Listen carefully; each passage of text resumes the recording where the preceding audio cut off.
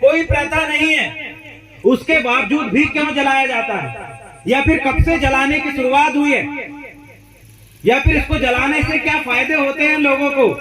क्या diesel petrol का rate कम होता है जलाने से? क्या जनसंख्या वृद्धि कम हो रही जलाने से, या आर्थिक रूप से मजबूत हो रहे हैं? इन तमाम बिंदुओं पे हम चर्चा करेंगे।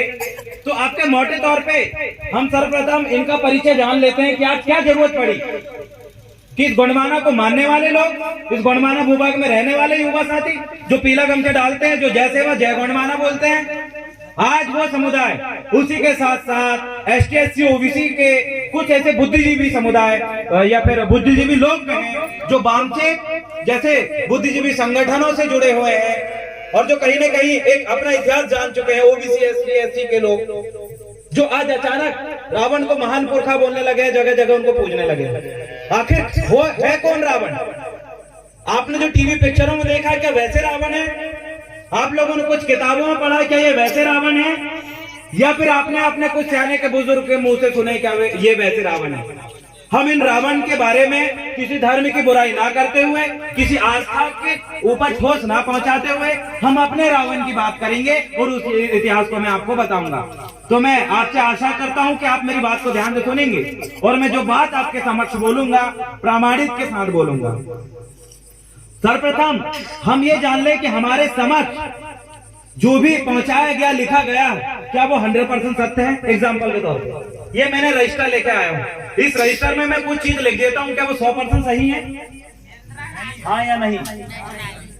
अब मैंने लिखा भाई, कुछ भी लिख सकता हूँ, है ना। अब सेकंड चीज, मेरा कोई भाई यहाँ से उठता है, उसने एक किताब लिख दिया, क्या वो किताब में जो उसने लिखा वो 100% सही है?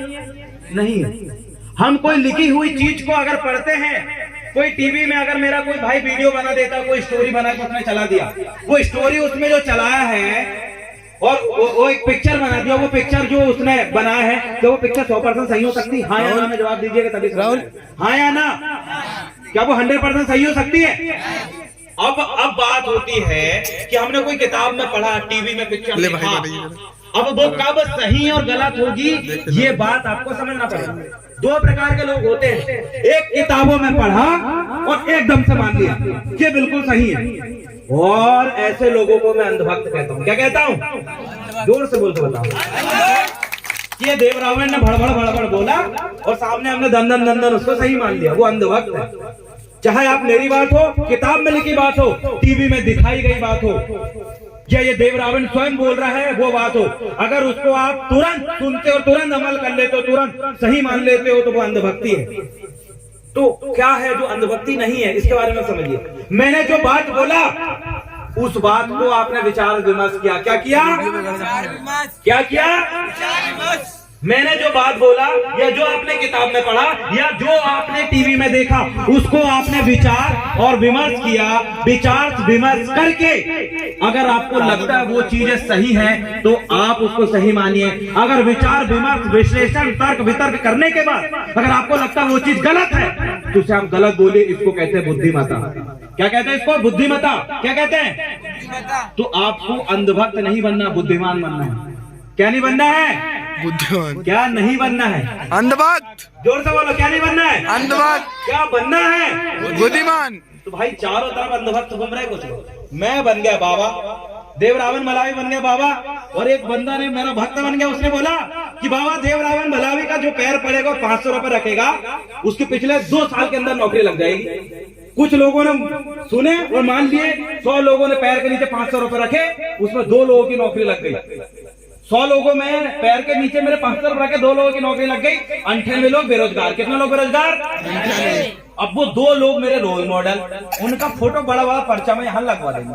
ये 2 भक्त जिन्होंने बाबा देव रावण मलावी के पैर पड़े 500 रुपए के, और दोनों भक्त की क्या लग गई? जबकि वो धोखे से लगी थी। कैसे लगी थी? उदाहरण बता रहा हूं मैं आपको। लेकिन वो 2 लोगों को देख के अभी तक 100 लोग आए थे, अब 1000 रहेंगे, तो 1000 लोग 500 रुपए रखेंगे, उसमें तो 5 लोग लग जाएंगे। फिर बाबा देव रावण मलावी ने 5 जिनकी नौकरी लगी उनकी फिर पोस्टर बना दिया, जो ये पुलिस में चल गया, ये इसमें चल गया, उसमें चल गया। उसमें 1000 लोगों में 5 लोगों की लगी, मतलब 995 जो लोग हैं वो बेरोजगार। तो आप मोटे तौर पे समझिए कि लोग इसी प्रकार से क्या हो रहे हैं, लोग भक्त बन जाते हैं। क्या बन जाते हैं? धोखे से कोई चीज होता है, आस्था विश्वास के नाम पे हो जाता है, हम लोग भक्त बन जाते हैं, मुझे भगवान समझ लेंगे, और कल की देव रावण भला भी नहीं रहा तो उसको बहुत बड़ा बाबा बना के लोग पूजा करने लगेंगे, नारियल फोड़ेंगे, मुर्गा देंगे, और बिल्कुल ये होती है अंधभक्ति। क्या होती है? अंधभक्त नहीं बनना, आपको बुद्धिजीवी बनना। क्या बनना है? ये हाँ हमारे रावण बहन है, रावण बहन की मानोगे तो आगे बढ़ोगे, रावण बहन को मानोगे तो पीछे जाओगे। दो चीज है। आपको लगता है कि आप रावण की आरती उतार के यहाँ हवन करके अगर आपको तरक्की हासिल हो जाएगी, गलत। आपको सर्वप्रथम रावण के बारे में पढ़ना पड़ेगा। वो महान बुद्धिजीवी रावण वो था जो इस गोंडवाना भूभाग का एक शंभु था। शंभु मतलब संयुग, भू शेख, संयुग मतलब 5, भू मतलब भूमि और शेख का मतलब मालिक। जो 5 भूमि का मालिक हुआ करता था वो था हमारा रावण शंभु शेख। 88 शंभु शेख में एक रावण भी था।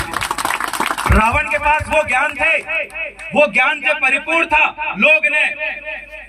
लोगों ने उनका अपना अपना इस्तेमाल कर दिया। रावण चावल की विधि बनाना जानते थे, कई ऐसे विमान बनाना जानते थे। रावण मंडावी गोत्रधारी था। उस मंडावी गोत्रधारी रावण जब यहाँ पर इतना बुद्धिजीवी था तो आपको पता है, अगर हमारे समुदाय का कोई व्यक्ति बड़ा बुद्धिजीवी होता है तो दूसरे लोग उसको खींच के अपना बताने लगते हैं।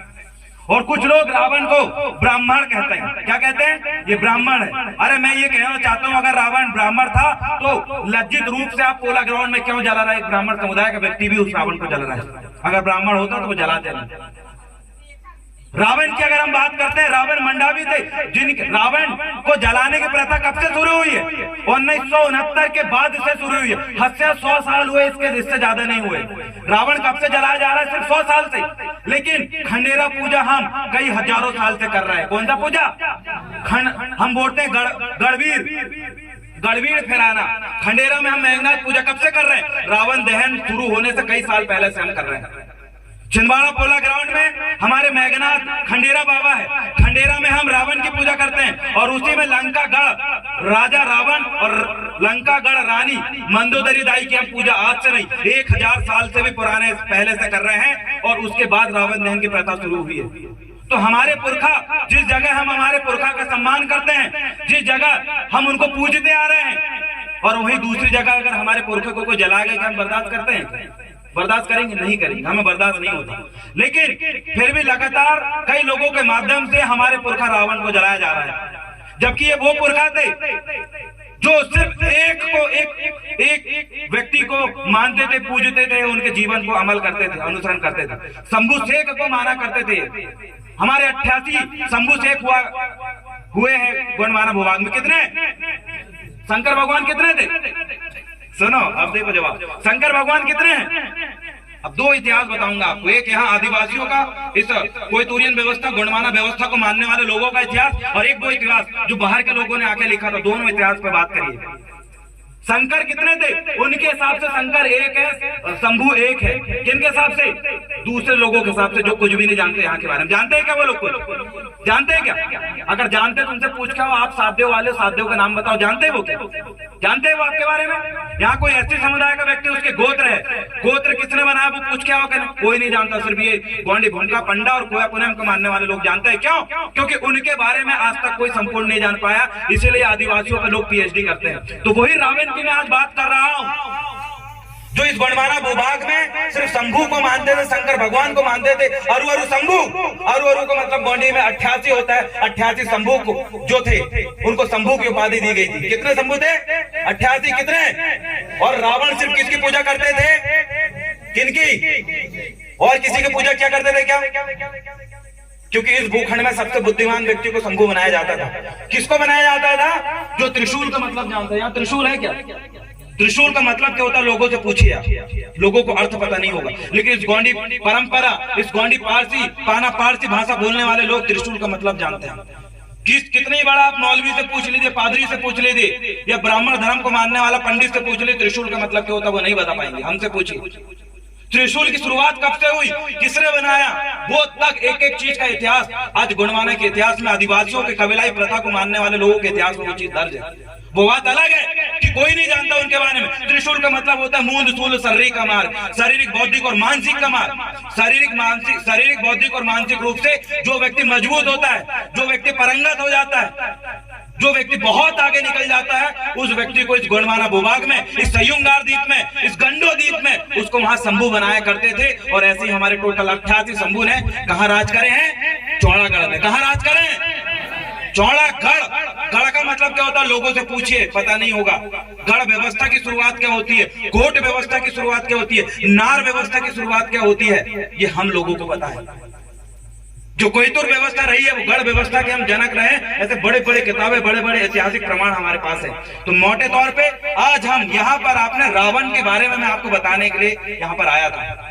रावण जो है हमारे मंडावी गोत्रधारी है और हमारे महान रावण के चरित्र को धूमिल करने के लिए हमारे महान रावण पैन, मैं इनका सही उच्चारण रावण बोलूंगा, क्या बोलूंगा? रावण। क्या बोलूंगा? हमारे में दो इसमें व्यवस्था है। एक राव वैन व्यवस्था रही है, बहुत पुरानी व्यवस्था थी गोंडियन संस्कृति में, कबीलाई व्यवस्था में।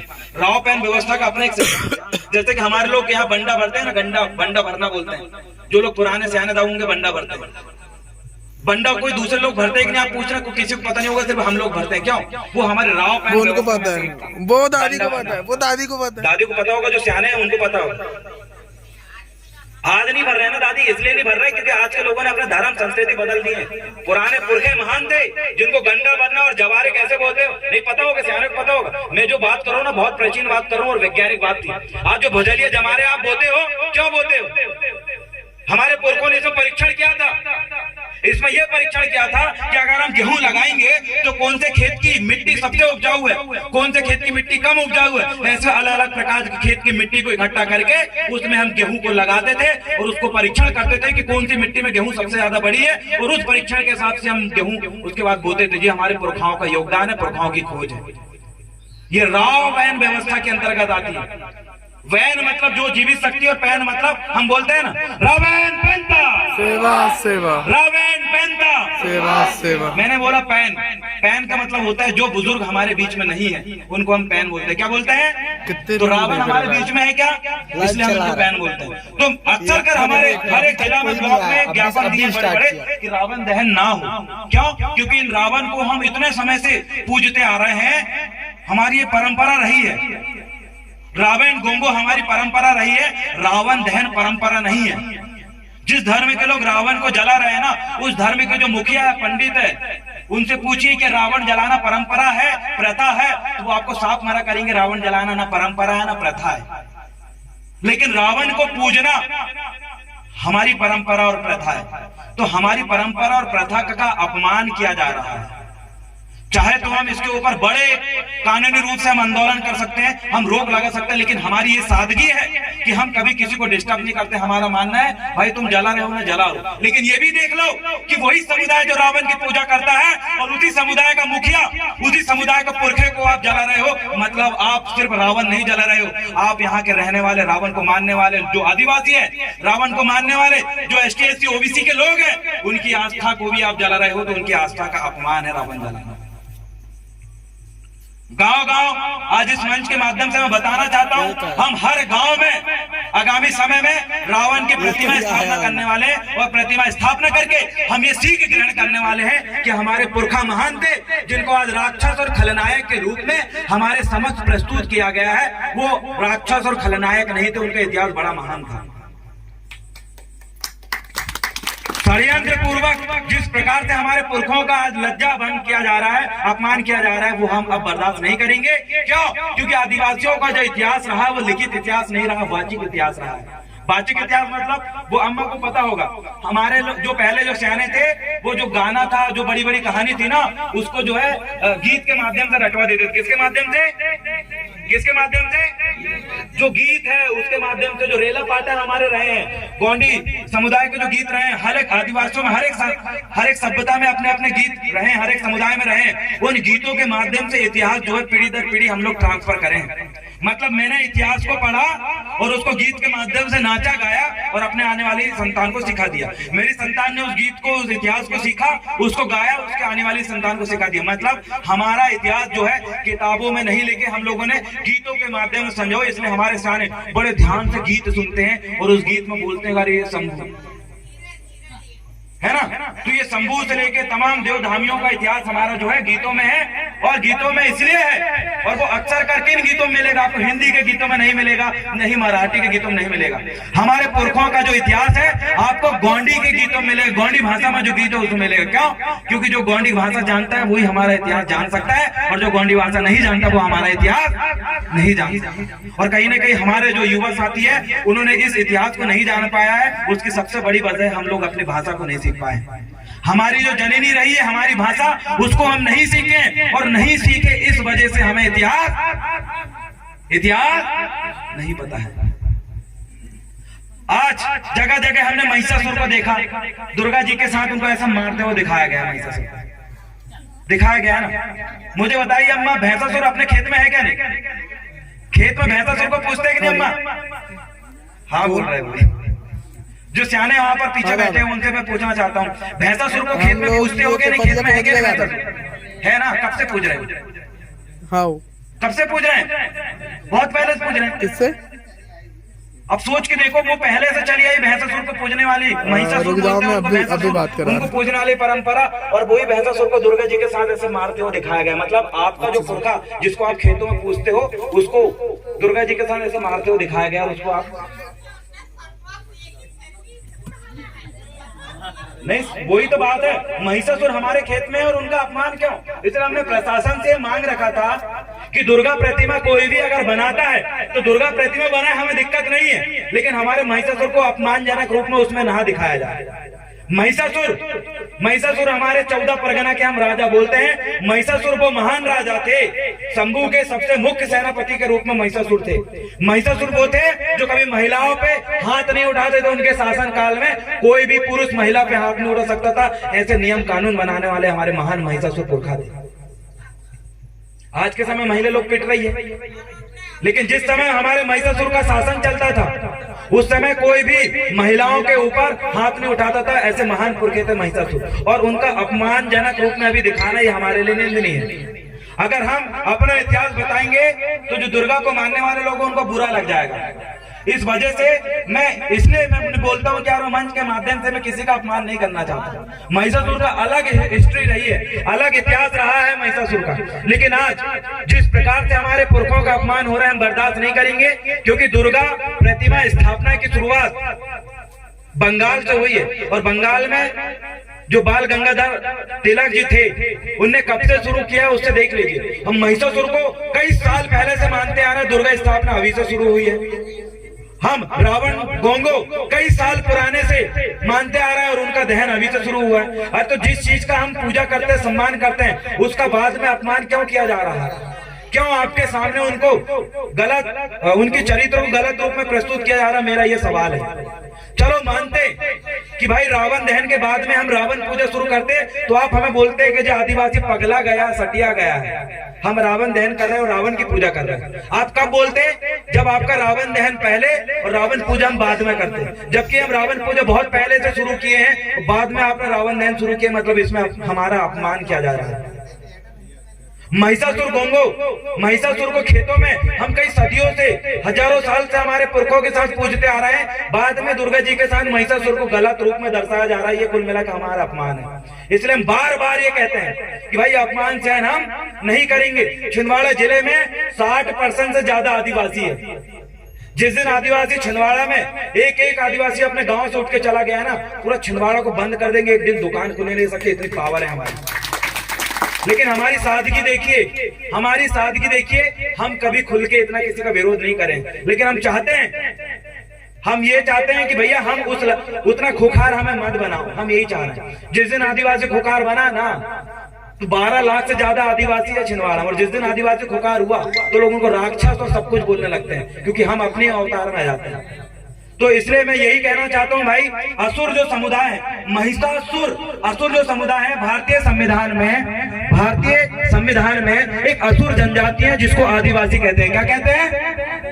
तो वो आदिवासी असुर जनजाति, हम गौंड है, वैसे वो असुर जनजाति है, हम गौंड जनजाति के लोग हैं। तो असुर जनजाति के लोगों ने ये कहा कि हमारे पुरखा महिषासुर हो, चाहे बाकासुर हो, नाकासुर हो, जितने भी असुर समुदाय के लोग हैं उनका अपमान हम नहीं सहेंगे, क्योंकि उनके इस महिषासुर जो है उनके जो संतानें हैं उनके जो वंशज आज भी जिंदा है, जो उनको आप राक्षस कह दोगे?